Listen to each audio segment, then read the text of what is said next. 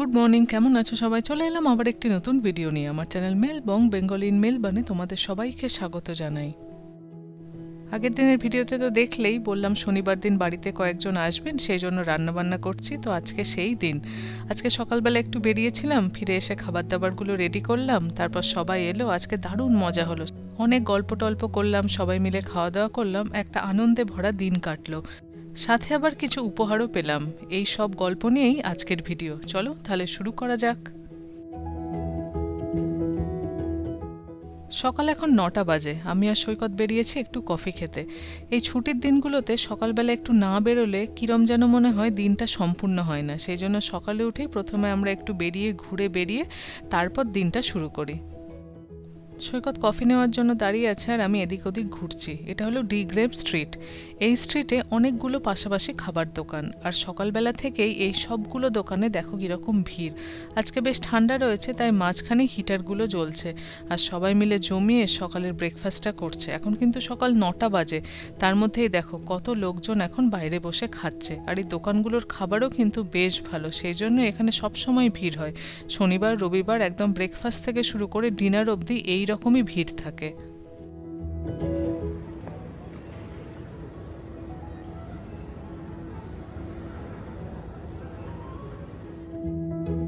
চলো, আমরা কফি পেয়ে গেছি, এবার আমরা একটু এদিক ওদিক হেঁটে ঘুরে ঘুরে বেড়াবো। তবে আজকে বেশিক্ষণ বাইরে থাকা যাবে না, যেহেতু দুপুরে লোকজন আসবে আর এখনও আমার কিছু রান্নাবান্না বাকি আছে, তাই ঘন্টাখানেক ঘুরেই বাড়ি ফিরে যাব। অ্যাকচুয়ালি উইকডেগুলোতে কি হয়, সকালবেলা উঠেই তো আমরা যে যার অফিসের কাজে ব্যস্ত হয়ে পড়ি। এই সকালবেলা উঠে যে একসাথে বসে চা খাওয়া কিংবা কফি খাওয়া, সেটা ঠিক হয়ে ওঠে না। সেই জন্য এই শনি রবিবার দিনগুলো আমরা চেষ্টা করি এই একসাথে বাইরে বেরিয়ে একটু কফি খেতে, আর যদি বৃষ্টি পড়ে তাহলে ঘরে অ্যাটলিস্ট দুজনে বসে কফি খেতে। আজকে কফির সাথে একটা বাটার ক্রোসাও কিনে নিয়েছি। কফির সাথে খেতে কিন্তু বেশ ভালো লাগে। একটা নতুন পারফিউম লঞ্চ হচ্ছে, সেটাকে দেখো বাইরে কি সুন্দর করে তার প্রমোশন করা হয়েছে। পারফিউমের বোতলটা দেখতে কেমন হবে তারও একটা মডেল রাখা হয়েছে। এতটাই ভাইব্রেন্ট একটা প্রেজেন্টেশন, অনেক দূর থেকেই লোকজনের চোখে পড়ছে।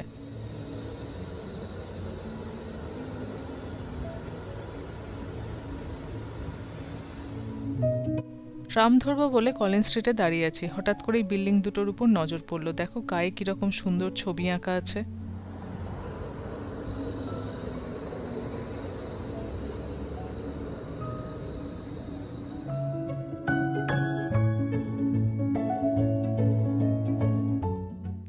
ট্রামে উঠে পড়েছি আমরা। আজকে বাইরের ওয়েদার খুব ভালো, আর সারাদিন এরকমই ঝলমলে ওয়েদার থাকবে।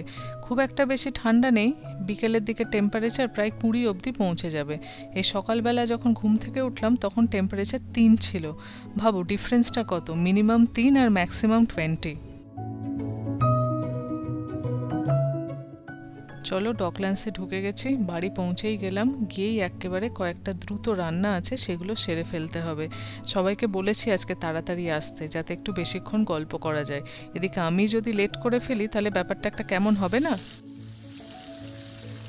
কালকে রাত্রিরে মাটনটাও বানিয়ে রেখেছিলাম, কিন্তু আজকে সকালে মাছটা বানাচ্ছি। মাছটা ফ্রেশ বানালে খেতে বেশি ভালো লাগবে, সেই জন্য। আগের দিন তো দেখলেই কোফতার কারিটাকে আলাদা করে বানিয়ে রেখেছিলাম। আজকে কোফতাটাকে কারির মধ্যে দিয়ে দিচ্ছি, আর এখন হালকা করে অল্প ফুটিয়ে নেব, নাহলে বেশিক্ষণ ফোটালে আবার কোফতাটা ভেঙে যেতে পারে। এই দুটো রান্নাই বাকি ছিল। এছাড়া আছে মুগ ডাল সবজি দিয়ে, তার সাথে আলু পোস্ত, তাছাড়াও মাংস, এগুলো সব তৈরি করাই আছে। এরপর কিছুটা ফ্রাইড রাইস বানিয়ে নেব। ভাতটা কালকে রাতেই করে রেখেছি।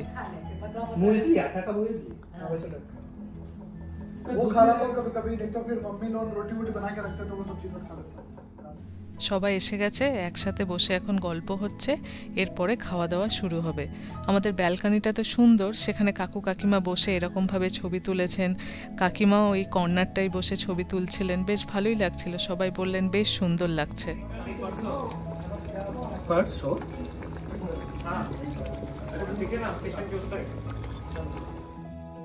দুপুর এখন প্রায় 1:30 বাজে। খাওয়া দাওয়ার প্রিপারেশন আস্তে আস্তে শুরু করেছি।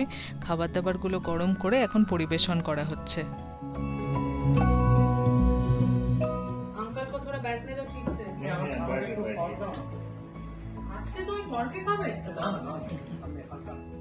আজকে অনেক দিন পর খাবার এরকম আলাদা আলাদা বাটিতে বাটিতে পরিবেশন করছি। আমরা তো সব একসাথেই খাই। এই দেখো কাকু কাকিমাদের টেবিলে এইভাবে খাবার পরিবেশন করে দিয়েছি। এইবার সবাই খেতে বসুক, আস্তে আস্তে বাকি যে খাবারগুলো আছে সেগুলোও পরিবেশন করব।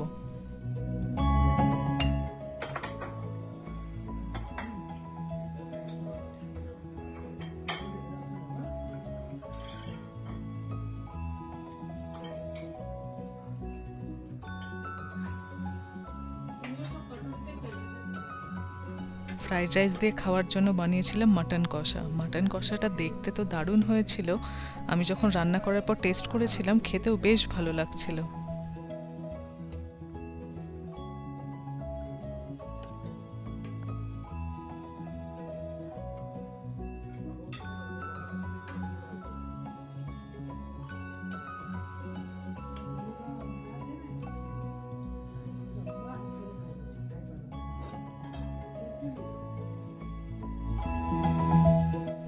আজকে খাবার খেয়ে সকলেই খুব প্রশংসা করছিলেন, বিশেষ করে কাকু কাকিমারা তো প্রথমবার খেলেন, বলছিলেন তাদের নাকি খুব ভালো লাগছে খেতে। বিশেষ করে মাংসটা, পনির কোফতা, তারপর ডাল, পোস্ত সব কিছুই নাকি খেতে খুব ভালো হয়েছে। প্রশংসা শুনতে তো সকলেরই ভালোই লাগে, আমারও ভালোই লাগছিল।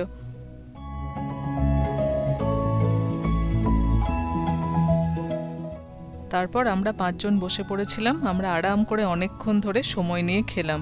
সত্যি পনির কোফতাটা কিন্তু আজকে খেতে দারুণ হয়েছিল, আজকে শো স্টপার। খাওয়া দাওয়া হয়ে গেছে, সব গুছানো হয়ে গেছে, অনেকক্ষণ রেস্টও হয়ে গেছে। এইবার ডেজার্টের পালা।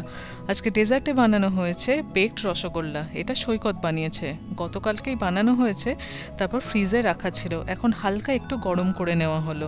যা ভালো একটা গন্ধ বেরিয়েছে না। হালকা আছে ওভেনে 1 ঘন্টা ধরে বেক করা হয়েছে, তার জন্যই উপরে যে একটা কালো রঙের লেয়ার পড়েছে সেটা দেখতে বেশি ভালো লাগছে। বেকড রসগোল্লায় যেমন হয় আর কি, আমরা যখন দোকান থেকে কিনে খাই তখনও তো এইরকম একটা ব্ল্যাক লেয়ার থাকে। চলো, সবার মধ্যে ভাগ করা হয়ে গেছে। বেকড রসগোল্লা খেতে এত ভালো হয়েছে, সবাই চেয়ে চেয়ে বেকড রসগোল্লা খেলো।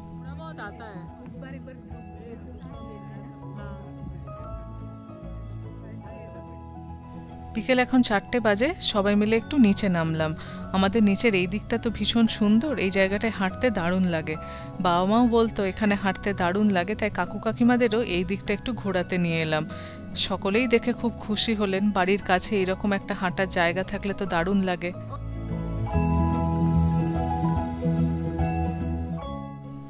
আজকের দিনটা কিন্তু বেশ ভালোই কাটলো, ভালো খাওয়া দাওয়া হলো, গল্প হলো, সবাই মিলে বেশ আনন্দেই আজকের দিনটা কেটে গেল। সকলে মিলে একটা সেলফিও তোলা হলো। আজকে আবার আমার একটা প্রাপ্তিও ঘটলো, এই গিফটটা পেলাম। বর্ষারা নিয়ে এসেছিল 2টো বোল, তার সাথে 2 জোড়া চপস্টিক আর 2টো স্পুন। এটা বেসিক্যালি যে র্যামেন বোলগুলো হয় সেই র্যামেন বোল খাওয়ার আর কি একটা প্যাকেজ।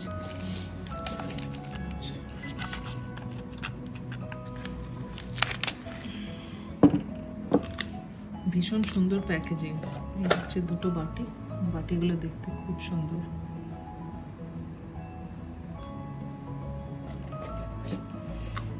আর এইখানে রয়েছে 2টো চপস্টিক, সুন্দর দেখতে 2টো স্পুন। এটা দিয়ে বাঁ হাতে ধরে এইভাবে স্যুপটা খাওয়ার জন্য। ডান দিকে এইভাবে চপস্টিক দিয়ে নুডল বা যা যা আর কিছু থাকবে সেটা, বাঁ হাতে স্যুপ। এইভাবেই আর কি নুডল বোলগুলো খাওয়া হয়। এটা পুরো প্যাকেজ।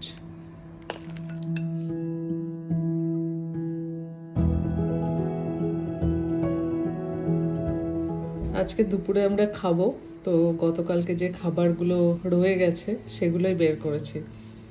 দেখো কইটুকু ভাত রয়েছে, তার সাথে এটা ফ্রাইড রাইস, ডাল বেশ অনেকটা রয়েছে, পোস্ত তো রয়েছে, মাছও অল্প রয়েছে, আর এখানে বেশ খানিকটা মাটন রয়েছে।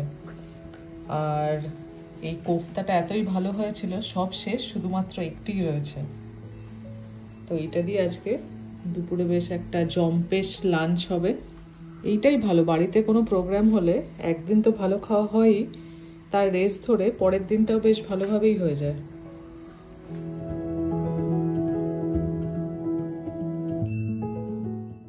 কালকে দুপুরে অনেক কিছু খাওয়া হয়েছিল বলে রাত্রিরে আর ডিনারটা খাইনি, স্কিপ করেছিলাম।